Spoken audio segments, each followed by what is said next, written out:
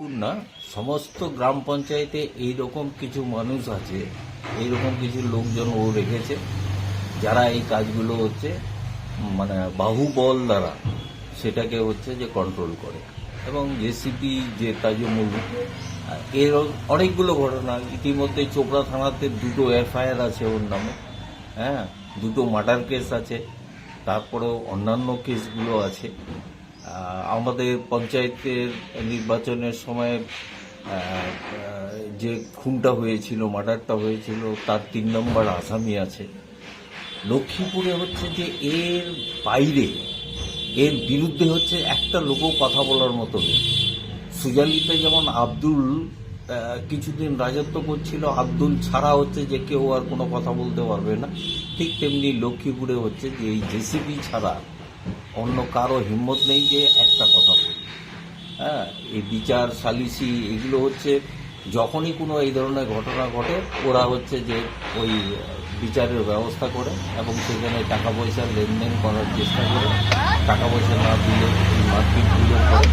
এই ধরনের ঘটনা অজস্র আছে। এইরকম আমাদের কাছে 5-7টা ভিডিও হচ্ছে যে আমাদের আসছে, যে সব জায়গায় হচ্ছে যে এই মানে মানে কি বলবো, এইগুলোকে মাফিয়াগিরি এক ধরনের হয়, আর এরা হচ্ছে বাহুবল দেখিয়ে হচ্ছে যে এই কাজগুলো করে যাচ্ছে।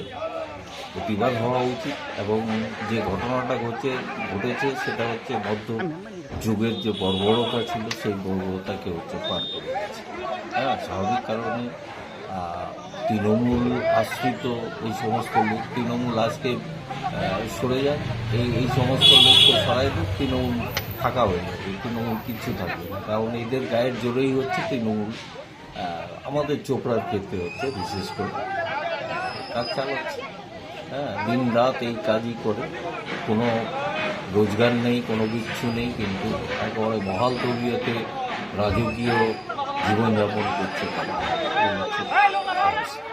পুলিশ করেছে, আমরাও দেখছি যে পুলিশ কী ধরনের এখানে ধারা ভাড়া ইত্যাদি দিচ্ছে। পুলিশি ব্যবস্থা অবশ্যই করতে হবে। আমরা পুলিশকে চাপ দিচ্ছি, আমরা বলছি যে নিরপেক্ষভাবে তদন্ত করুন এবং পুলিশ যা প্রয়োজনীয় ব্যবস্থা গ্রহণ করুন। চোপড়ায় যে ঘটনাটা ঘটলো এর মধ্যে কি বিধায়কের হাত আছে? বিধায়কের খুব ঘনিষ্ঠ লোক, হ্যাঁ, খুব ঘনিষ্ঠ লোক।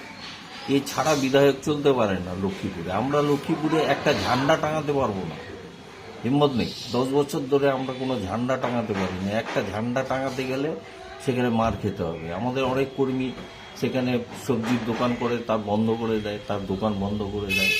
হ্যাঁ, সিপিএমের কথা বলাই যাবে না, এইরকম একটা অবস্থা তৈরি হয়ে আছে। আমরা করবো যেখানে যেখানে সম্ভব। আমরা গোটা জেলায় হচ্ছে যে এই ঘটনার পরিপ্রেক্ষিতে আমরা প্রতিবাদ মিছিল বার করছি এবং আমরা ইসলামপুর এসপিকে আমরা ডেপুটেশন দেওয়ার ব্যবস্থা করছি যে যেন এটার একটা শাস্তিমূলক ব্যবস্থা গ্রহণ করা হয়।